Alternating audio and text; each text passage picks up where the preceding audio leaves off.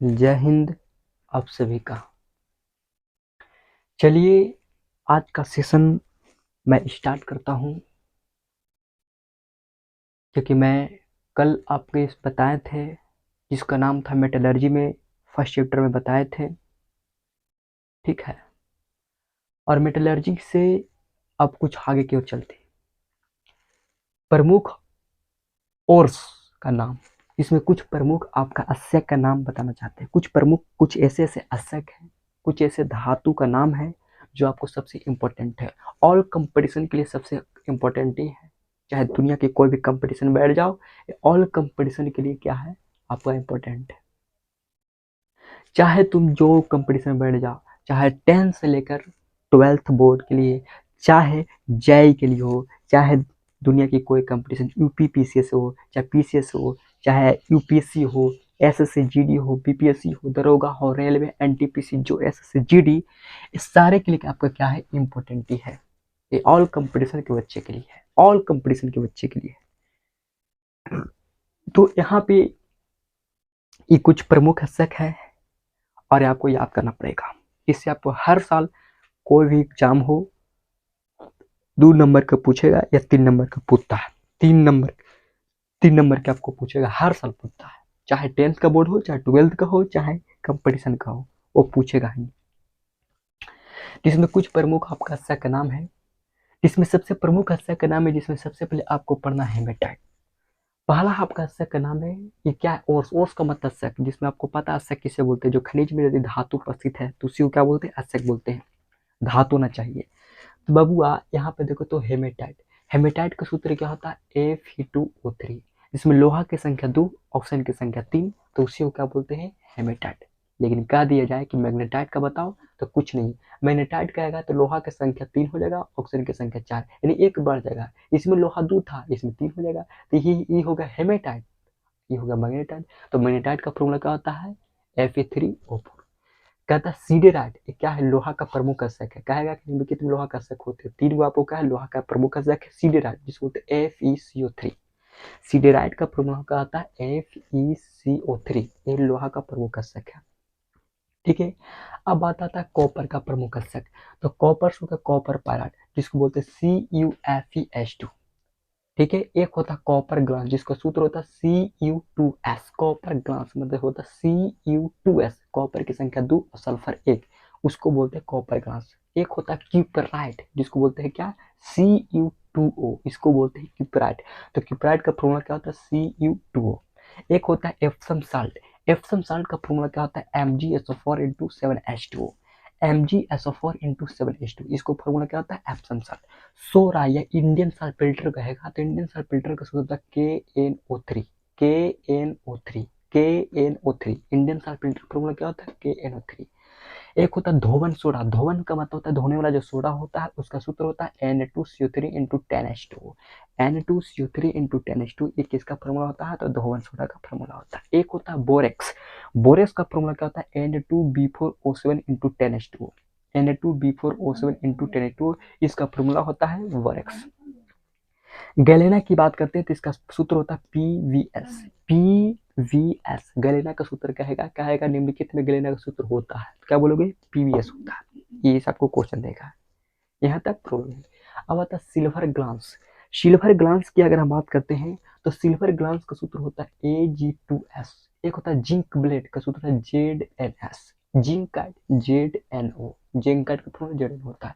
Silver का सूत्र है HGS, सिल्वर का सूत्र क्या होता है? HGS, या इसी को हम सिंदूर के भी फॉर्मूला बोल सकते हैं। बॉक्साइट का फॉर्मूला क्या होता है? Al23 × 2H2O। Al23 × 2H2O, जिसको बोलते हैं क्या? बॉक्साइट। एक होता है डाइसोपोर, तो इसमें जल की संख्या कितना है? जल 2 लीटर है, 1 लीटर को हटा देंगे तो 1 लीटर बचेगा ना, तो वही हो गया क्या? डाइसोपोर। बॉक्साइट का फॉर्मूला Al23 × 2H2 है, तो एक क्या कर, एक जल को हटा दो तो हो जाएगा क्या? डाइसोपोर। कोरंडम या एल्यूमिना कहेगा, इसका सूत्र होता है Al23। कोरंडम या एल्यूमिना कहेगा Al23 होता है। हरा होता है, आपको पता है हरा किस पर होता है? परत। लोहा के ऊपर में क्या होता है? हरा जम जाता है परत, तो उसको बोलते हैं हरा थोथा, जिसका पूर्ण था FeSO4 × 7H2O। उजला थोथा का पता है, उजला थोथा जो होता है जिसको बोलते हैं ZnSO4 × 7H2O। जिंक, आपने जिंक देखा ये लोग टाइप पे होता है, ठीक है। नीला थोथा की बात करते हैं तो CuSO4 × 5H2O। नीला थोथा जो कॉपर होता है नीला टाइप पे। पोटासियम डाइक्रोमेट का फॉर्मूला क्या होता है बाबू, K2Cr2O7 होता है। पोटासियम डाइक्रोमेट जिसको बोलते हैं K2Cr2O7 होता है। ये सब जो होता है ना, ये ऐसा चीज है कि पानी में करके रख दोगे तो आपको जितने सारे जो आपको जीव है वो भाग जाएगा, ठीक है। एक होता है सोडियम डाइक्रोमेट जिसका फॉर्मूला होता है Na2Cr2O7। एक होता है पोटासियम परमानेंट जो KMnO4 होता है, और लाल टाइप होता है, नारंगी लाल रंग का होता है। वो रख दोगे तो आपका जितने सांप उप है वो आपको जमीन के अंदर से क्या होगा, बाहर भाग जाएगा, क्योंकि उसको दम घुटने लगता है। दम घुटेगा, बताओ मान लो धुआं कर दे और कमाड़ी बंद कर दे, तुम्हारा कैसा लगेगा, सांस लोगे फ्री में लोगे, पूरा एकदम लगोगे भागेंगे जल्दी। बस उसी प्रकार सांप का हाल है। जितना जहरीले जीव जंतु है वो पोटासियम डाइक्रोमेट या पोटासियम परमेट रख दोगे, आपका क्या हो जाएगा, भाग जाएगा, ठीक है। एक होता है हॉर्न सिल्वर जिसका पूर्ण होता है AgCl होता है। एक होता है सिंदूर, आपको पता है। साधारण नमक का सूत्र क्या होता है, NaCl। इस साधारण जो नमक बनता है ये समुद्र से बनता है, समुद्री जल होता है ना, सी साल्ट से। हमारे भारत की बात करता हूँ तो 95% नमक जो बनता है वो समुद्री जल से बनता है, ठीक है। समुद्री जल से बनता है NaCl, साधारण नमक बोला जाता है। और कभी कभी आपने देखा होगा कि मार्केट में नमक क्या होता है, बैंड हो जाता है, कभी कभी क्या होता है, ब्लॉक हो जाता है, कभी खत्म हो जाता है। तो लोग क्या करता है, 5 बोरा कोई 10 बोरा खरीद लेता है। काहे होता है, ये अमेरिका का सब चाल चाल है, छोटा अंग्रेजवा के सब ये है। ये अमेरिका की वजह से सब ये सब होता है। अमेरिका विकसित है जिसे चाहता हो वैसे होता है। तो अमेरिका ये सब कभी कभी क्या कर देता है, सप्लाई करता है भारत, हर चीज करता है भारत, मशीन का भारत, भारत का मशीन है। लेकिन फिर भी क्या होता है, हड़ताल हो जाता है नमक का। वो काहे, वो अमेरिका के देने, चुट्टा अंग्रेज की वजह से सब हो रहा है। वो काहे होता है बता दूंगा। ये बूझा चूना का सूत्र आपको पता है, COH को हल्टो होता है, पोटासियम परमेट KMnO4 होता है। ये जहरीले जो होता है विषाणु, जहरीले जो जीव होते हैं उसको हटाने के लिए कहता है। एक संगरमर जिसको सूत्र होता है CaSO3 होता है, ठीक है। एक आपको आएगा जिसको बोलता है पोटासियम। पोटासियम का सूत्र कहता है K2SO4 × Al2SO4 के होल 3 × 24H2 होता है, जिसको बोलते हैं क्या, पोटासियम। पोटासियम का सूत्र क्या होता है, जिसको बोलते हैं K2SO4 × Al2SO4 के क्या होगा, होल 3 × 24H2 होता है, ठीक है। इसको बोलते हैं क्या, पोटासियम। ये आपका प्रमुख क्या था, कोर्स का नाम था, प्रमुख का सेकंड नाम था। ये आपके लिए आपको याद करना पड़ेगा, इसके लिए कोई ट्रिक नहीं है, इसके लिए कोई ट्रिक नहीं है। इसलिए जो इसका ट्रिक रहेगा खुद मैं बता दूंगा। तो ये आपको बस इसमें आपको मेटलर्जी में यही एक ऐसा चैप्टर है कि जो आपको याद करना पड़ेगा। बाकी इसके अलावा भी आपको याद करने की कोई आवश्यकता नहीं है। लेकिन ये कंपटीशन के लिए तो भी है, ऐसे नहीं 2-3 नंबर का पूछेगा, दुनिया के कोई कंपटीशन बैठ जाओ वो पूछेगा, इसे 1-2 नंबर देगा, 1-2 अंक का देगा और 100% देता है, ठीक है। ये ऐसा GD उठा कर देख लो, आने वाला है ये है। UPPSS में देखो, PCS में देखो, UPSC में देखो, BPSC में देखो, दरोगा में देखो, पूछता है चुट्टा, पूछेगा तो पूछेगा। तो आपको याद रहना चाहिए। 2-4-5 और है जो मेरे माइंड में नहीं आ रहा है, जिसे हम नहीं लिखा पा रहे। तो कहने का मतलब ये आपका प्रमुख अशक है, ठीक है, और ये आपको याद होना चाहिए। ये मेटलर्जी से क्वेश्चन था, ठीक है। अब इसके बाद हम कुछ आपको ऑलेस भी बताएंगे, मिश्र धातु भी बताएंगे। मिश्र धातु कैसे बनता है, जब लोहा में कार्बन मिला देते हैं ना तो स्टील बन जाता है ना, ये कैसे होता है वो बता देंगे। JCB के देखा हुआ मुहवा, वो काफी क्या होता है, हाई स्टील वाला होता है, हाई स्टील कार्बन है, ठीक है, बहुत जबरदस्त है। आएगा ऑलेस बताएंगे कैसे का, बस रटना नहीं है। मान चलो हम कहते हैं बेल मेटल कैसे बनता है, तो रटता ही बनने से नहीं, एक ट्रिक मारेंगे सब गोल हो जाएगा, टेंशन मत लो। तो ये आपको हम मिटाते हैं, लिखना है तो इसका स्क्रीनशॉट लेना है तो आप ले लो, देते समय स्क्रीनशॉट लेना है, जल्दी ले लो।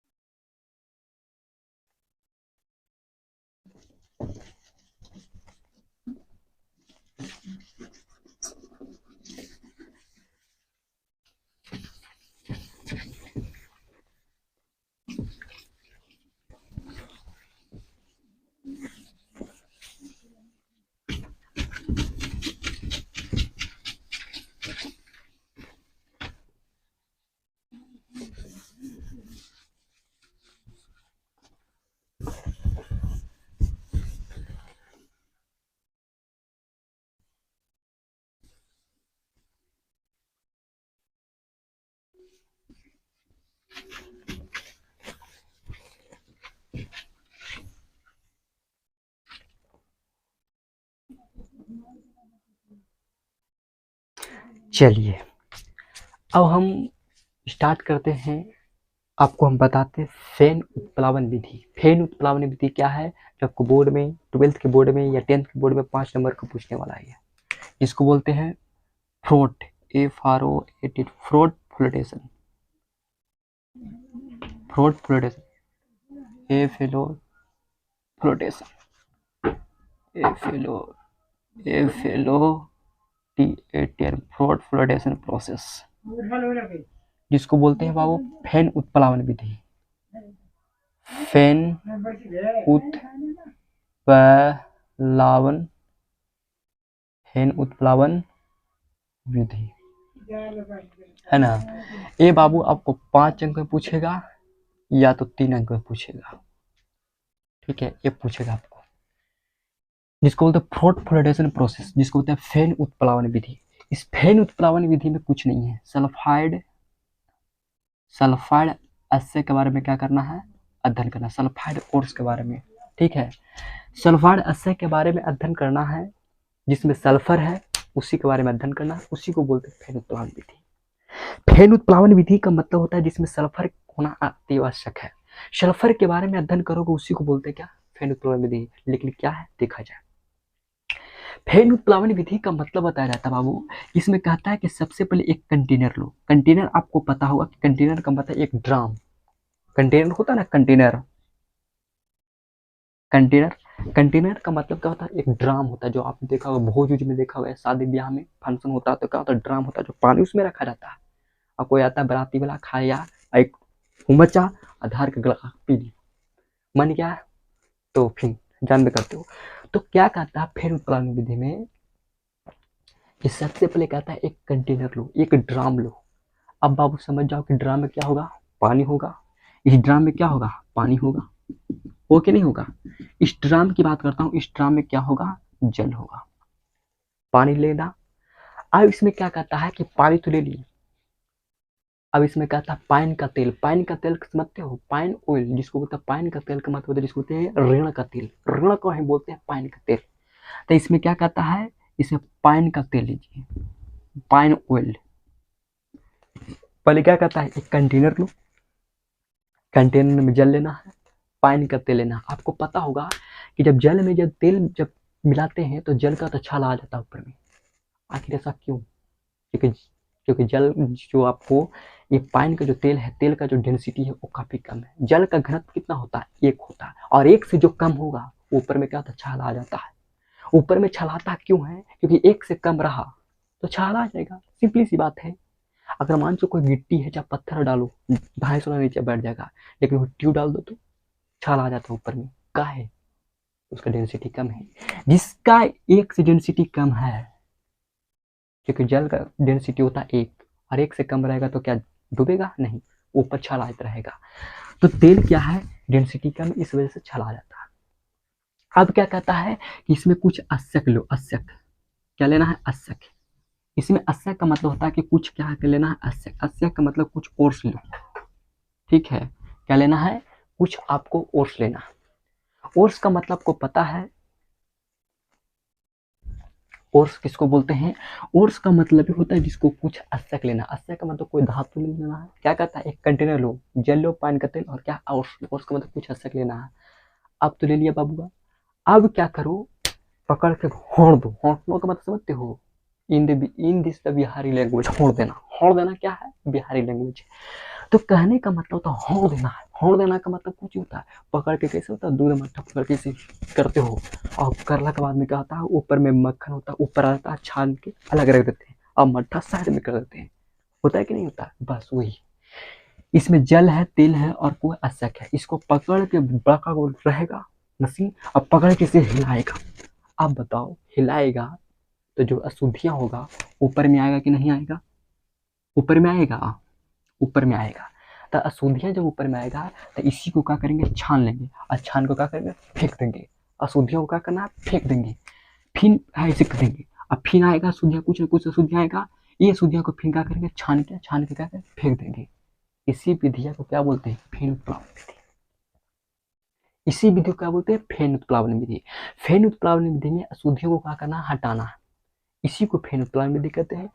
लेकिन इसे ऑब्जेक्टिव भी पूछ सकता है, कहेगा कि फेन उत्प्लावन विधि होता है तो क्या होता है? तो जिसमें सल्फर है वही फेन उत्प्लावन विधि। जैसे मान चलो कि हम दे दें FeS2, ठीक है, दे दें हम CO2, दे दें हम ZnS, फिर डी में क्या है? दे दें हम PbS। तो फेन उत्प्लावन विधि क्या कहता है? जिसमें सल्फर के बारे में अध्ययन करना वही फेन उत्प्लावन विधि कहते हैं। तो जिसमें सल्फर है वही फेन उत्प्लावन विधि। देखो इसमें सल्फर है कि नहीं है? क्या इसमें सल्फर है? नहीं। क्या इसमें सल्फर है? यस, इसमें सल्फर है, तो फेन उत्प्लावन विधि हो गया। फेन उत्प्लावन विधि का आपका एग्जाम्पल, जिसमें सल्फर है वही फेन उत्प्लावन विधि है, जिसमें सल्फर नहीं है वो फेन उत्प्लावन विधि नहीं है। कह देंगे निम्नलिखित में फेन उत्प्लावन विधि होता है, कौन होता है? FeS2 होता है, ZnS होता है, PbS होता है। क्या CO2 होगा? नहीं, क्योंकि जिसमें सल्फर होगा वही फेन उत्प्लावन विधि होगा। तो ये आपको बाबू 5 नंबर का था। ये फिगर दिखाओगे तो ये 5 नंबर आपको देगा, फिगर नहीं दिखाओगे 5 नंबर नहीं देगा। तो लास्ट बार मैं बता दे रहा हूँ कि फेन उत्प्लावन विधि क्या है, जिसमें सल्फाइड एसिड के बारे में अध्ययन करना फेन उत्प्लावन विधि कहते हैं। सबसे पहले एक कंटेनर लेते हैं, इस कंटेनर में जल लेते हैं, जल के साथ पानी का तेल तथा का लेते हैं? अशक लेते हैं। और जब इसको क्या करते हैं? खिरोड़ते हैं, मतलब क्या करते हैं? फिर उसको के बाद क्या करते हैं? घोड़ते हैं। तो घोलने के बाद क्या होता है कि कुछ अशुद्धियां जो अशक होता है ऊपर आ जाता है। अशुद्धियां से क्या ऊपर आए कि नहीं? इसको क्या करते हैं? छान के अलग कर देते हैं। इस विधि को क्या बोलते हैं? फेन उत्प्लावन विधि। अब साबुन जो बनता है यही झाग विधि से बनता है। वो झाग क्या करता है? मान लो फेन आया और फेन का किया, उसमें कोई चीज ड्राम है, चाहे कोई मान चलो कोई बड़ा स्ट्रक्चर उसमें डाल देता है और क्या ठंडा गया, साबुन बन गया। फेन आया, मान चलो कोई, मान चलो ये फेन है, ये फेन है, आपको ये इतना बड़ा स्ट्रक्चर, इसमें फेन को क्या कर दिया? इसमें डाल दिया, आही क्या होगा? ठंडा गया तो साबुन बन गया। तो देखा होगा कहता है ये साबुन लगाइए, 2 दिन के अंदर में एकदम गोर बन जाइएगा, 2 दिन के अंदर में काला से सुंदर बन जाइएगा, काला से मोटापा आ जाएगा, ये फलाना। देखिए फोड़ा फुंसी 3 लगाते के समय फोड़ा फुंसी गोल हो जाएगा। बोलता कि नहीं बोलता है? तो ये सब है। तो फेन प्लान आपने समझ गया। आज को क्लास को मैं यहीं तक रखता हूँ, मैं जल्द क्लास फिर कल लेके आऊँगा, और तब तक के लिए जय हिंद, जय भारत।